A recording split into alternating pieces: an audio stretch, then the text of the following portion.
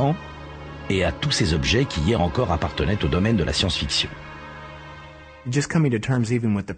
Appréhender le présent est déjà un acte de science-fiction. Nous vivons de nos jours dans un roman de science-fiction que nous écrivons tous ensemble. Nul ne peut échapper à la science-fiction, car nous vivons déjà à l'intérieur.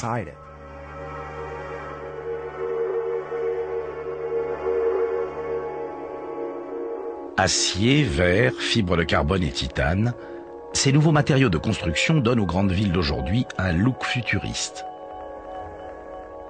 Architectes et designers puisent dans la science-fiction pour créer un environnement urbain dont elle s'inspire à son tour.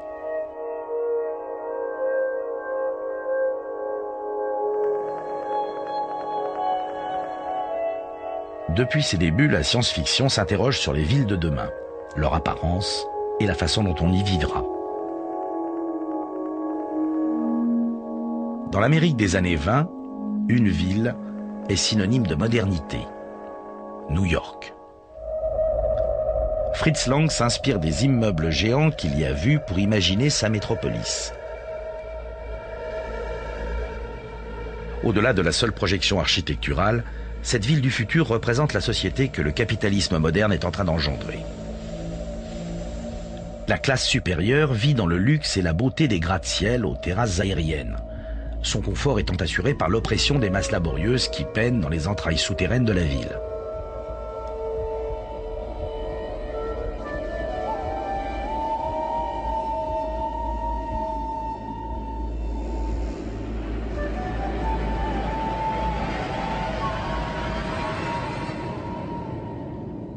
Les auteurs de science-fiction de l'époque ne partagent pas tous cette vision pessimiste de la ville et de la société future. Le dessinateur Frank Paul imagine des villes rassurantes, vitrines des progrès techniques et scientifiques. Il transforme les couvertures des magazines de science-fiction à 2 sous en pays merveilleux que les jeunes lecteurs rêvent de visiter.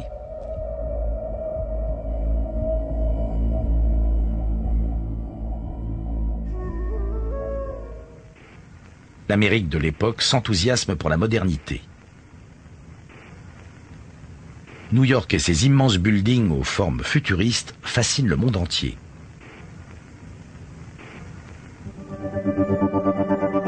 Dans le film La vie future, les citadins du XXIe siècle s'étonnent de la saleté du New York des années 30. À l'inverse de Metropolis, ce film montre une ville souterraine confortable, lumineuse et spacieuse. Il dépeint l'avenir radieux qui attend les êtres humains s'ils laissent la science et la technologie diriger leur vie.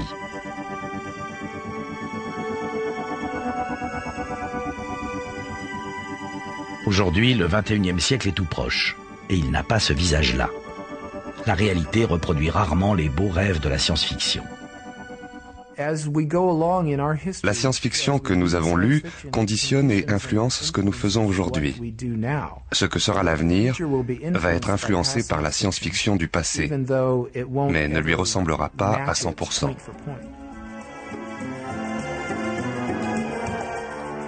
La science-fiction rêvait de villes scintillant sur le fil de l'horizon, et nous en avons bâti quelques-unes. Malheureusement, elles sont souvent noyées dans un nuage de pollution. Une pollution le plus souvent due à l'une des grandes conquêtes de l'homme, l'automobile.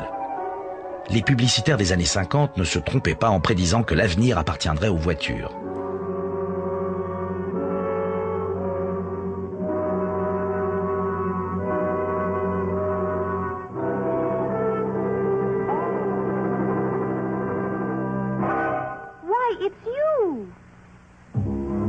Firebird 2 to Control Tower. We are about to take off on the highway of tomorrow.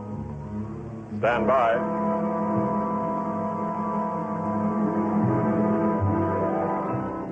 Cette machine chromée sort tout droit des magazines de science-fiction de l'époque.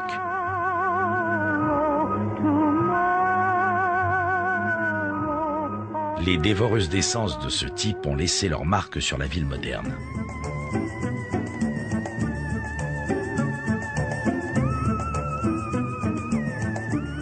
Vu d'avion, on a l'impression que les êtres vivants qui peuplent nos villes sont les voitures et non plus les hommes. Embouteillage, pollution et surpopulation vers la fin des années 60, les grandes capitales de la planète étaient devenues des étouffoirs. L'image dominante est alors celle de la ville en crise. La science-fiction emboîte le pas pour traiter les problèmes de la vie de tous les jours. Un monde à 1000 lieues des villes de rêve des années 30. La famine sévit dans le New York surpeuplé du film Soleil vert.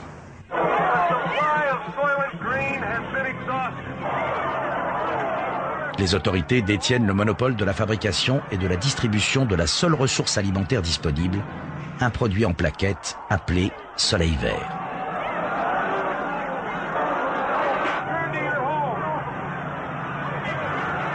Tous ceux qui le voient sont marqués par ce film réalisé en 1973 qui frappe au cœur des angoisses des populations urbaines.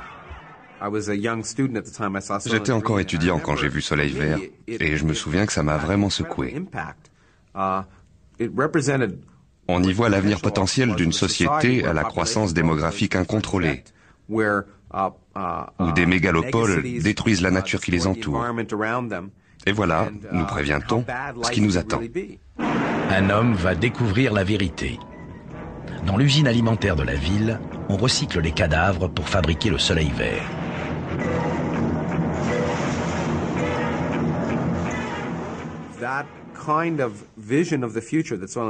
Ce genre de science-fiction, qui propose une vision de l'avenir extrêmement pessimiste, joue un rôle très important car elle déclenche une sonnerie d'alarme qui nous pousse à nous interroger.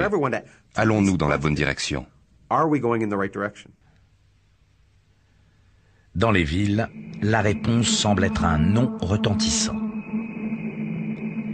L'avenir radieux a disparu des bandes dessinées, supplanté par la misère urbaine qui règne par exemple dans les albums de Moebius. La violence est omniprésente et elle est combattue par la violence.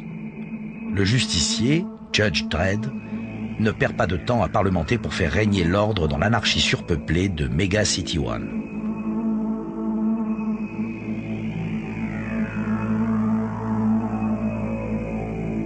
En 1982, le réalisateur Ridley Scott porte à l'écran cette image de la ville avec le film Blade Runner.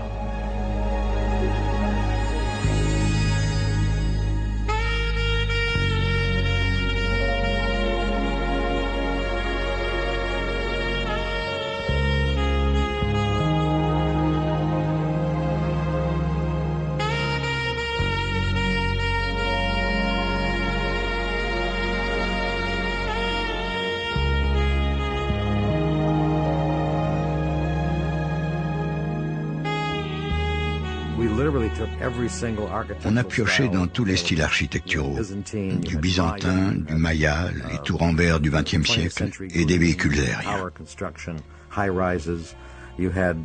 On a procédé par couches successives pour créer un ensemble qui ressemble à une coupe archéologique, mais en évolution permanente.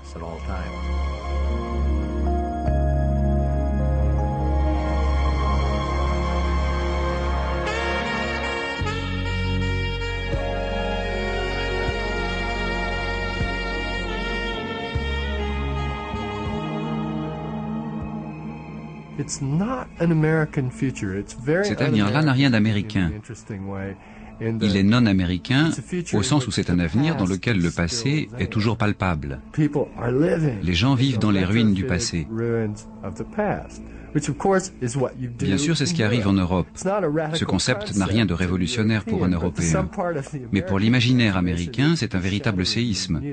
Mon Dieu, l'histoire, ça existe.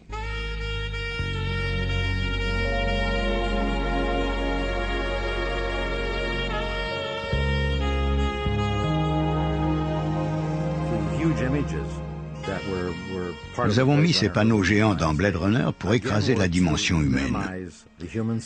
D'ailleurs, c'est ce qui se passe aujourd'hui. Allez à Tokyo et vous verrez. Là-bas, c'est dans un but publicitaire, mais l'effet visuel est le même. Les passants deviennent tout petits. Blade